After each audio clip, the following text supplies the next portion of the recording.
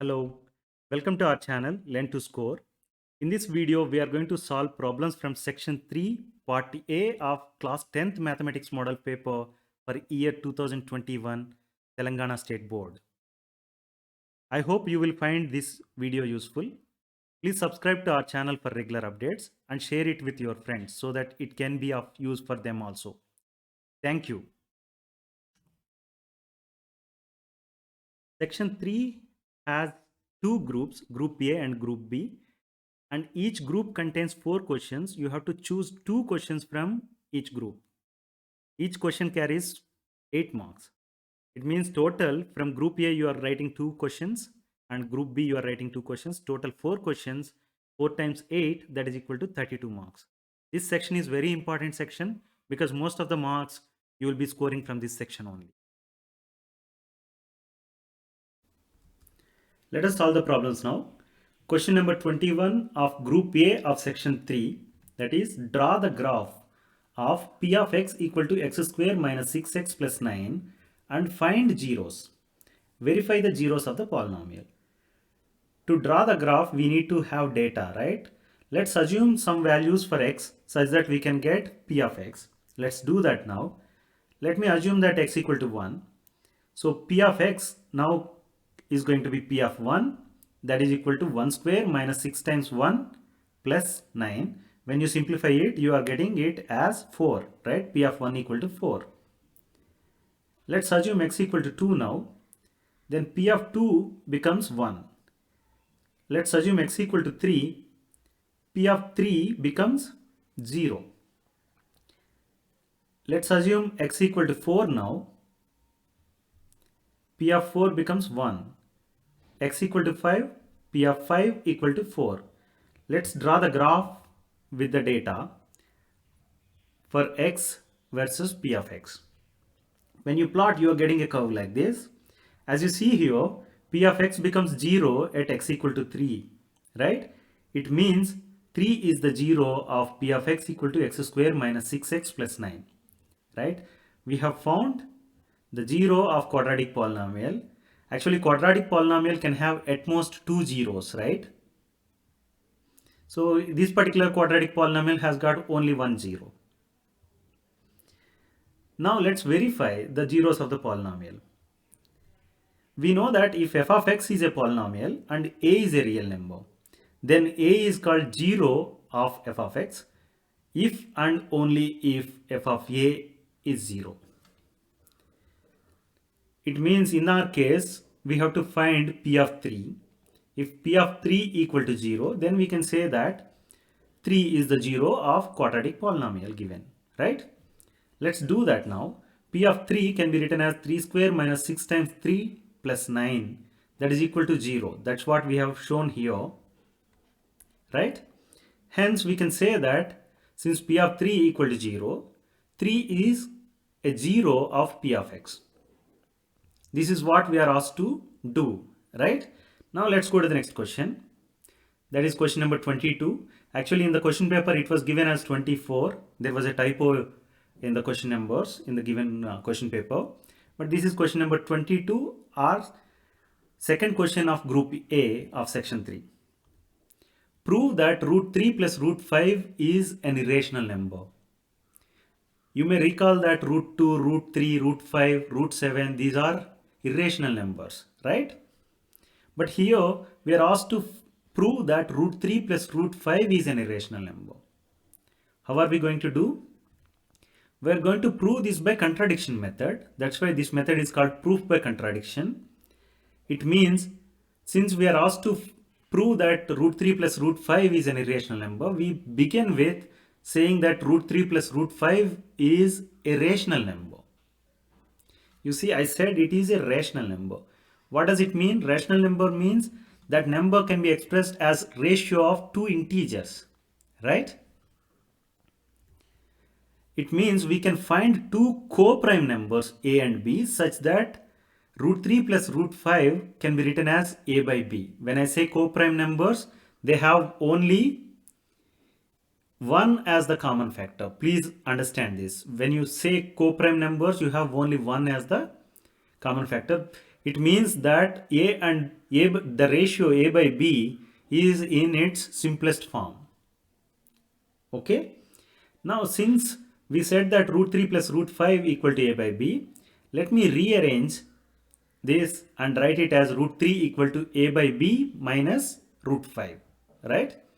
Now let's apply square on both the sides.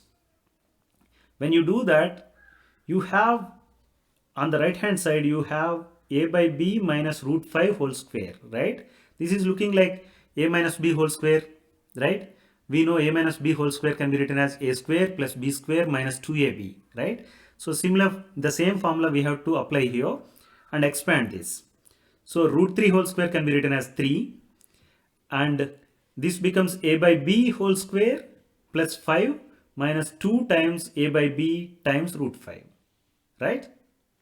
Let's rearrange this equation such that I'll write it as 2a divided by b times root 5 equal to a square by b square plus 5 minus 3. That can be simplified and written as 2a by b times root 5 equal to a square by b square plus 2.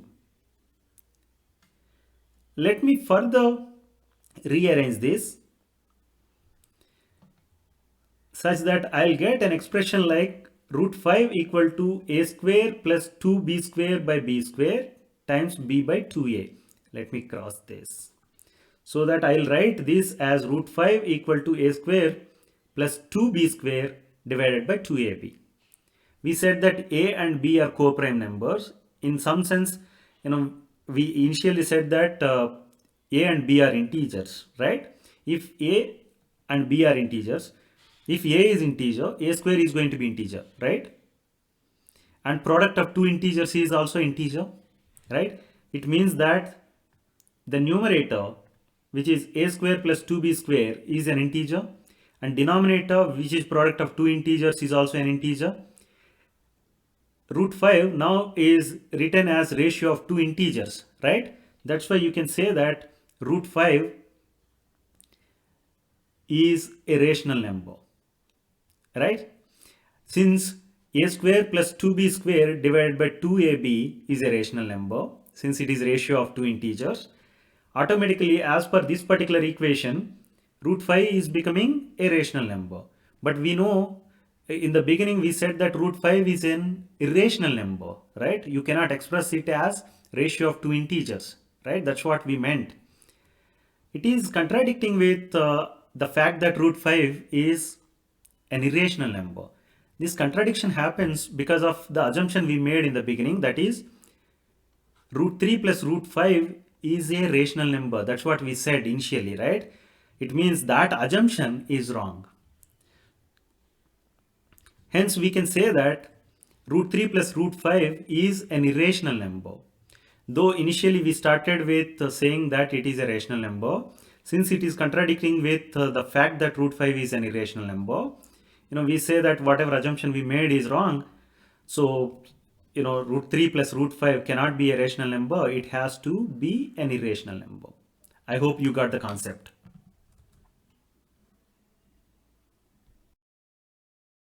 Let us solve the next problem. That is question number 23. A boat goes 30 kilometers upstream and 44 kilometers downstream in 10 hours. In 13 hours, it can go 40 kilometers upstream and 55 kilometers downstream. Determine the speed of the stream and that of the boat in still water. We are asked to find the speed of the stream and speed of the boat in still water. Formulate the following problem as pair of equations and then find the solutions. It is not said that formulate the problem as pair of linear equations. It means we may get pair of equations which can be reduced to linear equations. Please note this point. Let's assume that speed of the boat upstream is x and speed of the boat downstream is y. If you observe this particular statement, the first statement, 30 kilometers upstream, 44 kilometers downstream in 10 hours. Here it is time, whereas other two quantities given are distances, right? We know the relation between them, that is speed equal to distance divided by time, right? Since time is given, what I would be doing is, instead of taking the speed, I'll be taking 1 by speed equal to time divided by distance. Okay.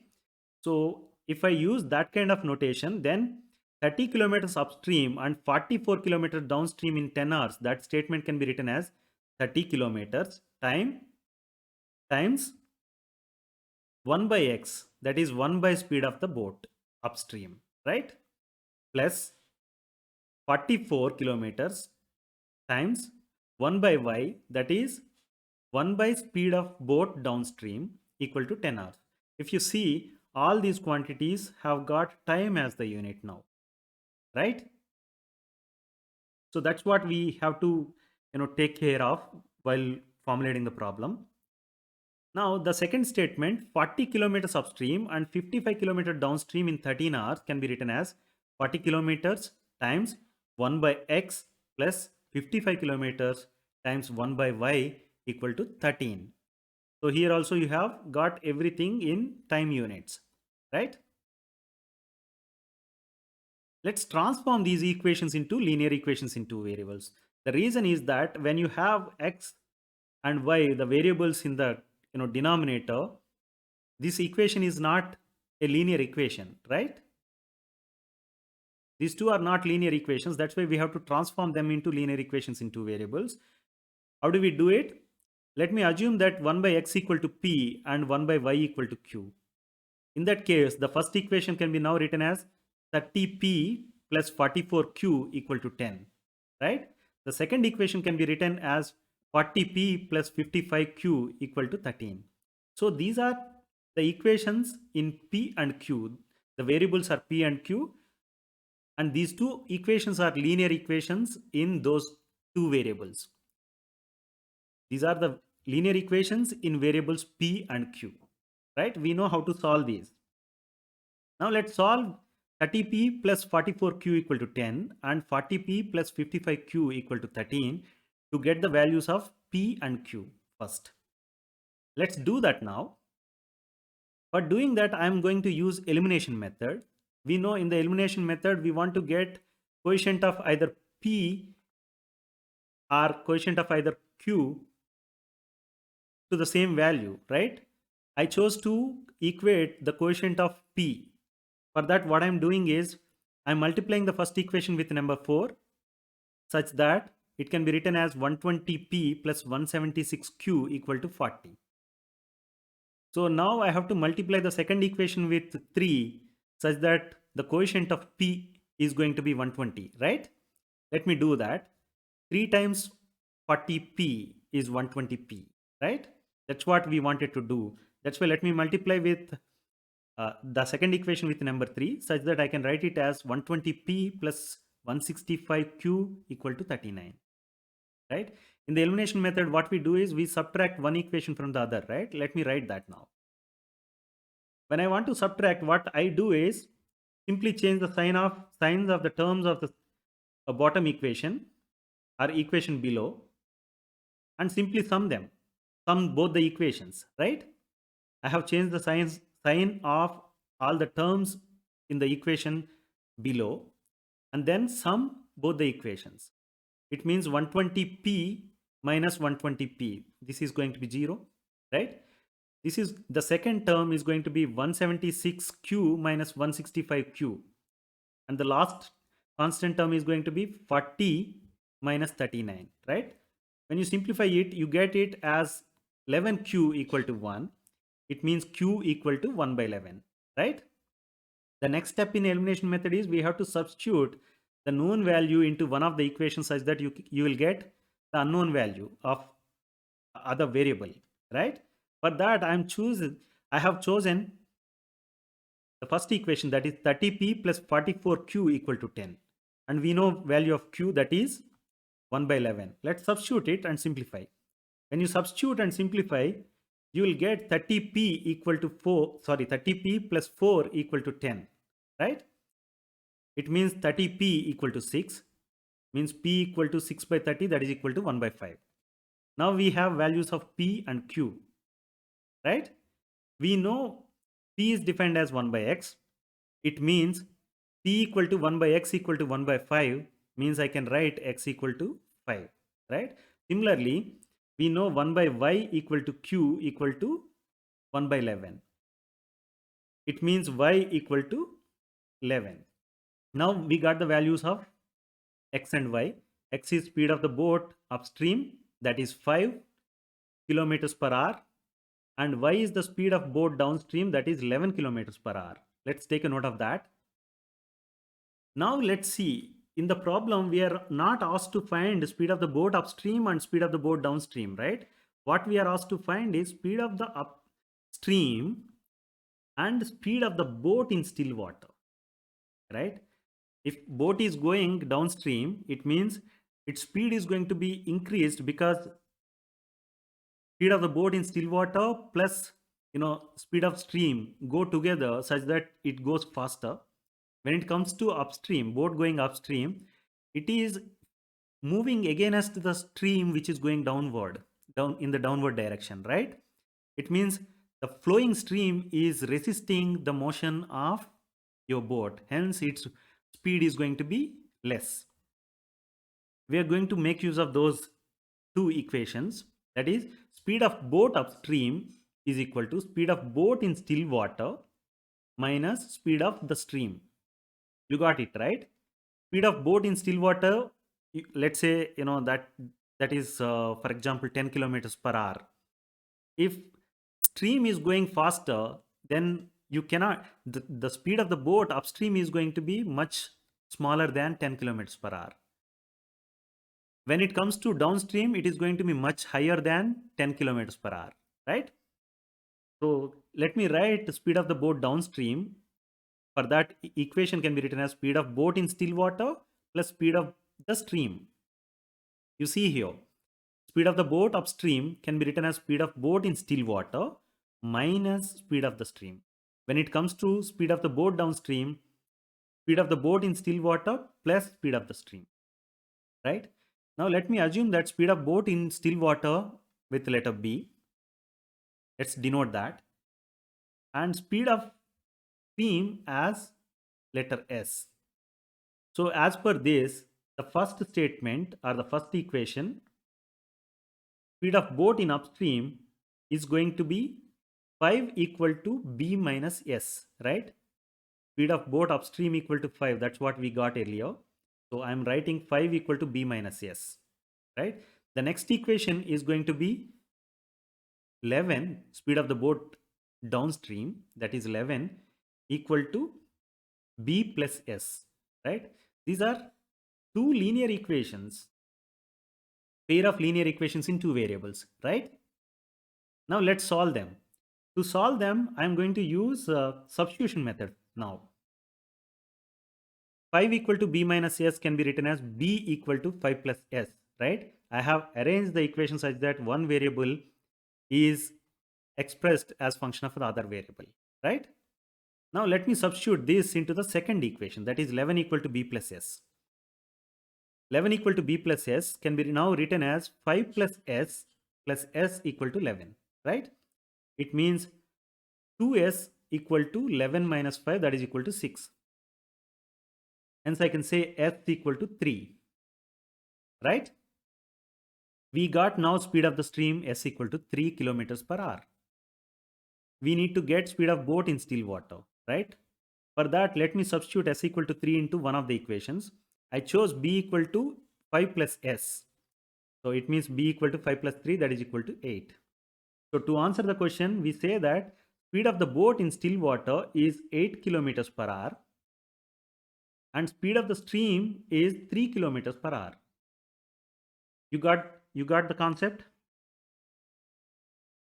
Okay. Let us solve the next problem. That is question number 24. Find the coordinates of the points of trisection of the line segment joining points A, that is 2 comma minus 2, and B, that is minus 7 comma 4, right? Please note that the points dividing the line segment into three equal parts are called trisection points. In this figure, line segment AB is given and I have marked 2 points P and Q such that they are dividing the line segment into three parts, right? These points I have marked P and Q can be called trisection points of line segment AB only when AP equal to PQ, that is equal to QB. If length of AP equal to length of PQ and length that is equal to length of QB, then we say that P and Q are the points of trisection of line segment AB. You got it? Now we know section point formula, that is defined as x comma y equal to m1 x2 plus m2 x1 divided by m1 plus m2, comma m1 y2 plus m2 y1 divided by m1 plus m2, right?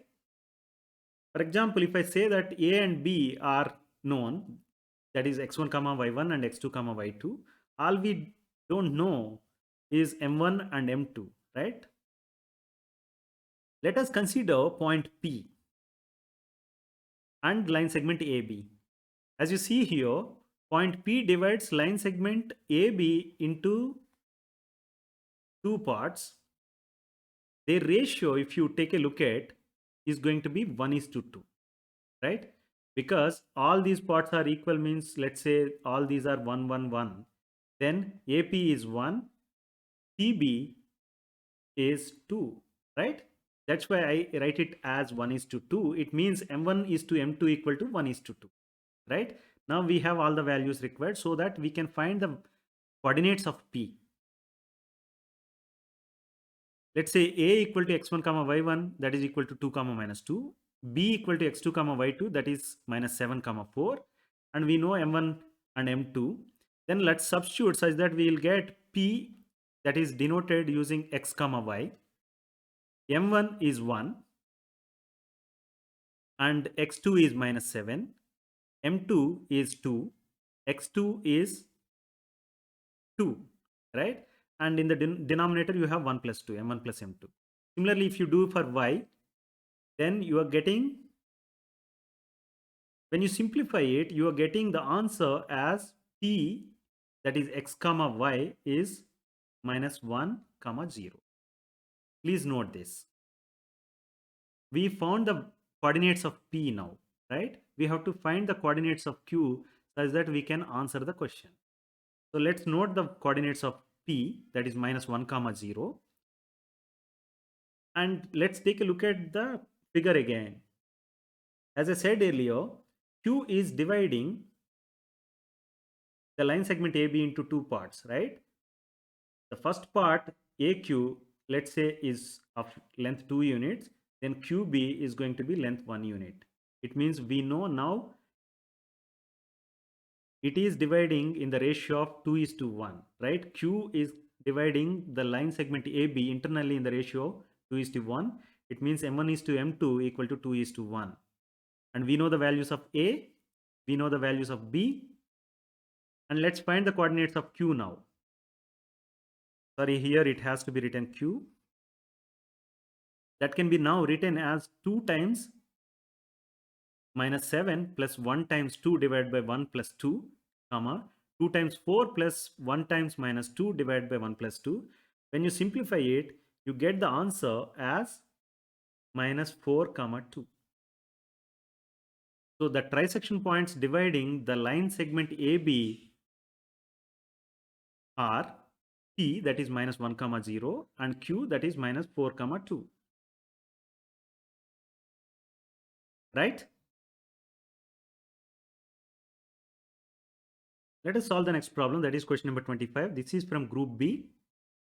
Draw a pair of tangents to a circle of radius 5 centimeters which are inclined to each other at an angle 60 degrees. Let us consider this figure.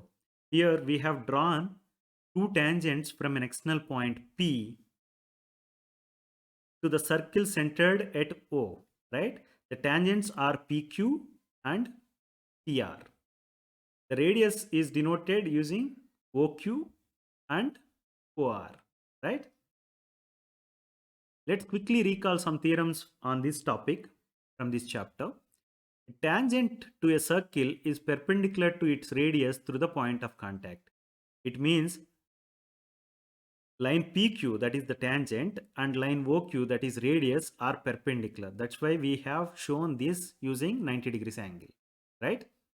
Similarly, for tangent PR and line OR, the angle between them is again 90 degrees, that is shown here using 90 degrees angle. The other theorem you want to recall is lengths of tangents drawn from an external point to a circle are equal.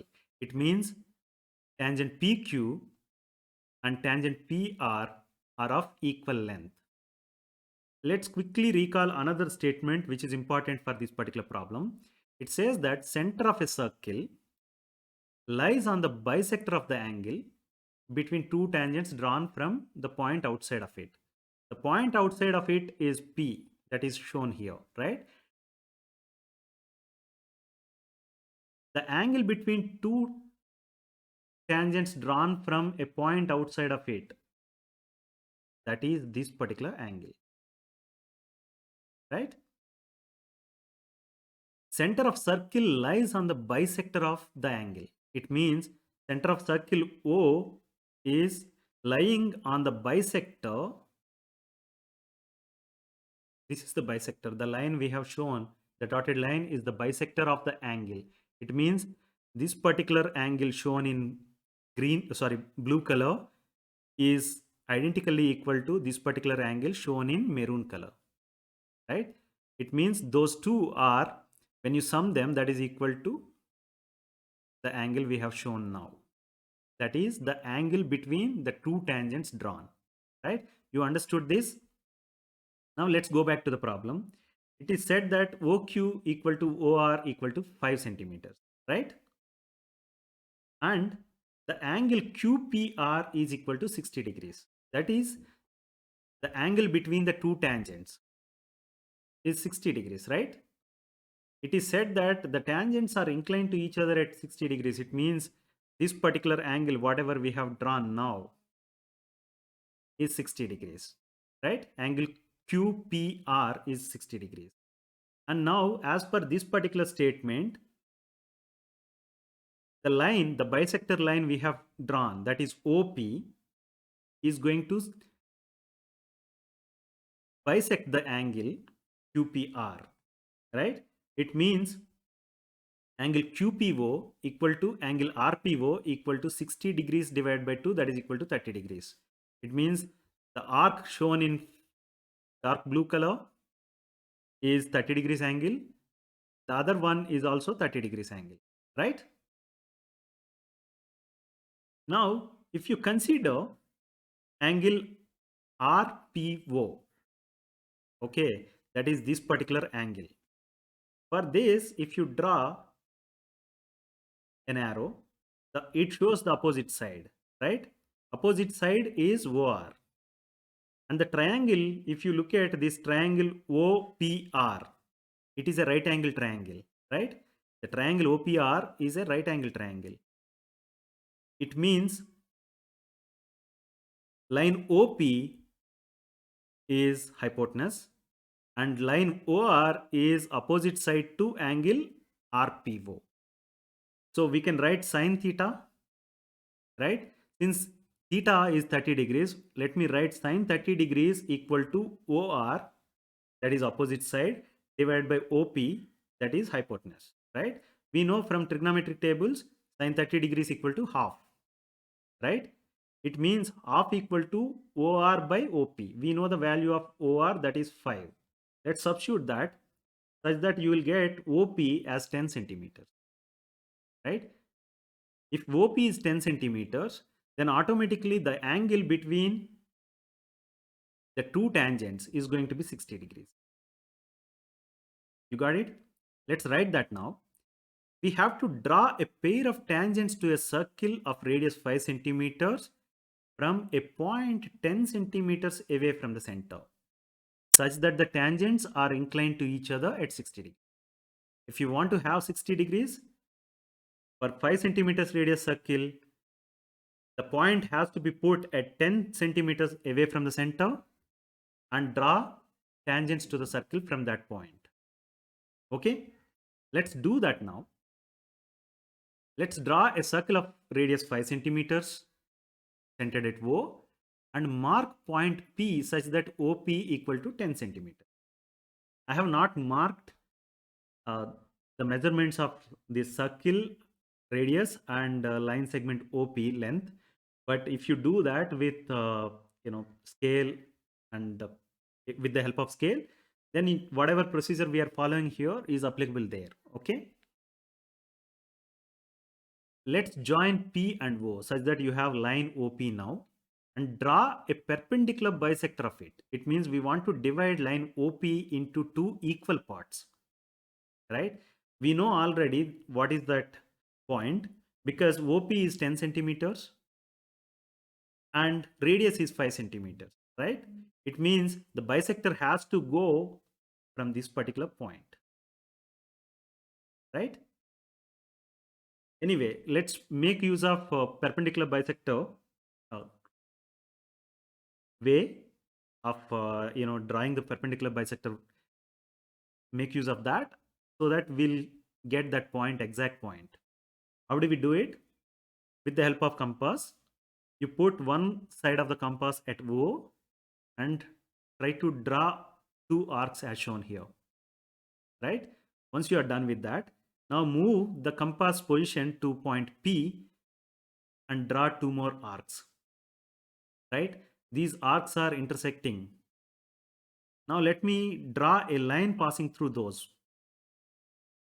That is called perpendicular bisector of line OP. You see the point M shown here is the point which divides line OP into two equal parts, right? That is essentially is on the circle where it touches or where it cuts line OP, right? It is a perpendicular bisector. Now what we are going to do is, since we said that point M is dividing line OP into two equal parts, PM equal to OM equal to 5 centimeters. That is equal to radius of the circle, right? Now let me draw a circle keeping the compass position centered at O and such that the circle passes through points P and O. Okay, when you draw that circle, as you see here, these two circles are intersecting at 2 points, right? Point A and point B. Let's note that. Now we have to draw two lines. Line 1 is AP and other line is PB, such that those two lines are called tangents to the circle, right? Let's do that. Let's join PA and PB as shown here. So now you have two tangents. So now we can say that PA and PB are the tangents to the circle that are inclined at 60 degrees angle. If you take a measure of this angle, it is going to be 60 degrees because the line OP is 10 centimeters when radius of the circle OM is 5 centimeters. Okay, I hope you got the concept. Let's go to the next question. That is question number 26. A right circular cylinder has base radius 14 centimeters and height 21 centimeters. Find its area of base. The second part is area of curved surface area. Third part is total surface area. And fourth part is volume. We have to find answers for all these sub questions.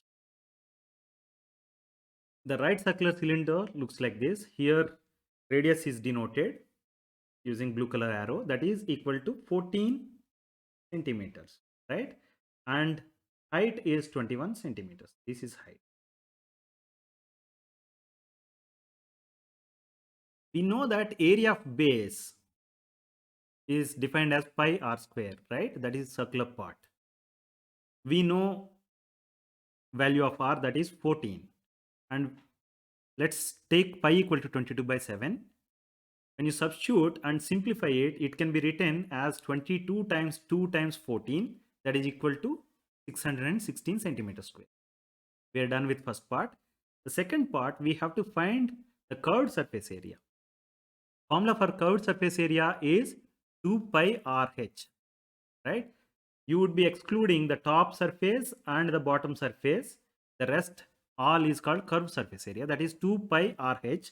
Let's substitute r equal to 14 and h equal to 21 into this equation and simplify it. When you simplify it, you get the answer as 1848 centimeters square. Right? The third part is total surface area.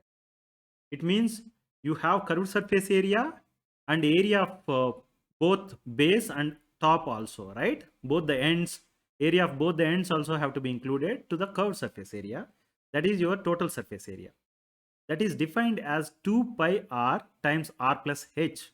Let's substitute the values of r equal to 14 and h equal to 21 and pi equal to 22 by 7 and simplify it, such that you get answer as 3080 centimeters square. The last part is we have to find the volume of the right circular cylinder. It is defined as pi r square h. Let's substitute values of r and h into this and simplify. When you do that, you get the answer as 12,936 centimeter cube. Please note the unit. It is set centimeter cube. So this is what we are asked to do, right? Let's go to the next question. That is question number 27.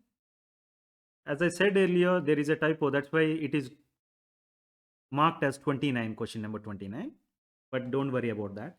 If the median of 60 observations given below is 28.5, median is given for the observations, 60 observations, find the value of x and y. We are given table that contains class interval 0 to 10, 10 to 20 and so on, and frequency 5x, 20, 15, etc. right? We know median is defined as L plus n by 2 minus Cf divided by f times h. Here L is called lower boundary of median class. N is number of observations that is given, right?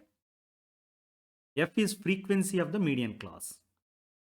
Cf is the cumulative frequency of class preceding the median class.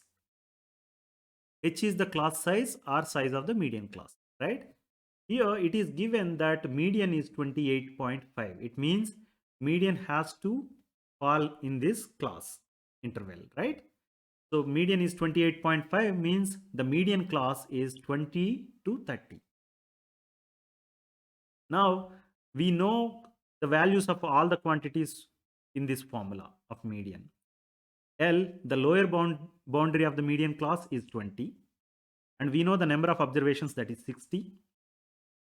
And frequency of the median class is 20. And cumulative frequency of class preceding the median class. Cumulative frequency you will obtain by adding all these, right? 5 and x. So Cf is 5 plus x. And we know h, that is class size, equal to 10. Right? The difference between 0 and 10 is 10. So let's substitute all this such that we can find the unknown value, which is x, which is part of Cf, right? So median 28.5 equal to L equal to 20 plus 30, that is n by 2 minus 5 plus x divided by 20 times 10, right? Let me rearrange it and simplify such that it can be written as 28.5 minus 20. I have taken this guy the other side and cancel 0 and 0 here, so that it can be now written as 28.5 minus 20 equal to 25 minus x divided by 2, right?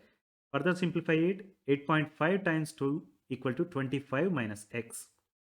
It means answer x equal to 8. So we got the value of x.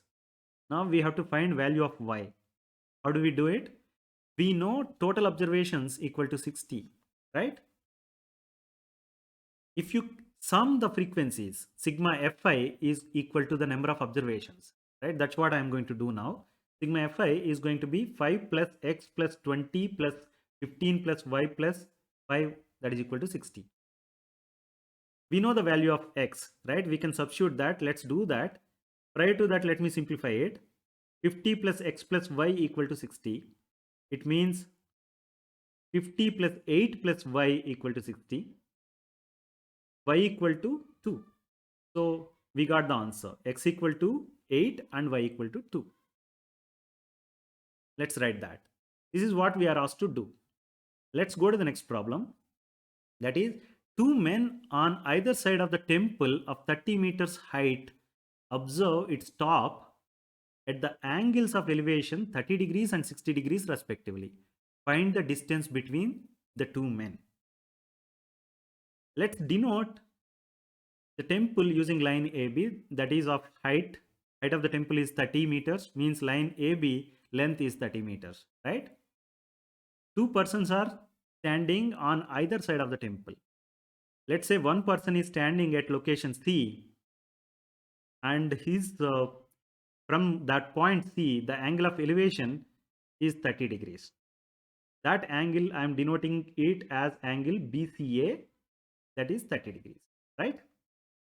The other person is standing on the other side of the temple and I am denoting the position as D, and angle of elevation from that point D to the top of the temple is 60 degrees, that I am denoting using angle BDA. Angle BDA equal to 60 degrees. We know that temple stands perpendicular to the ground, right? So you can now say that you have two right angle triangles. Triangle BCA and triangle BDA, both are right angle triangles, right? It means we can apply trigonometry concepts here. We are asked to find the distance between two persons, that is CD, that can be written as CA plus AD, right? Now, if you observe the triangle 1, that is triangle BCA, tan 30 degrees can be written as AB divided by CA, right? Opposite side by adjacent side. This is opposite side and this is your adjacent side for angle C, that is 30 degrees. So we know tan 30 degrees is 1 by root 3 and value of AB is known, that is 30. So what we don't know is AC, right? So by simplifying this equation, we'll get AC or CA as 30 times root 3, right? Now let's go to the next triangle, that is triangle BAD. For that, if I take the acute angle 60 degrees, the opposite side is AB and adjacent side is AD, right? So tan theta is opposite side by adjacent side. It means tan 60 degrees equal to AB by AD. We know value of AB and tan 60 degrees from trigonometric tables. When you substitute that and simplify, you get AD as 30 divided by root 3, right? Now we know CD equal to CA plus AD. Let's get that. CA plus AD is 30 root 3 plus 30 by root 3. When you simplify it, you get CD as 120 divided by root 3. This is what we are asked to find. 120 divided by root 3 meters. So the distance between two men is 120 divided by root 3 meters. This is what we are asked to find. I hope you like the video. Please like, share and subscribe to our channel Learn to Score. Thank you.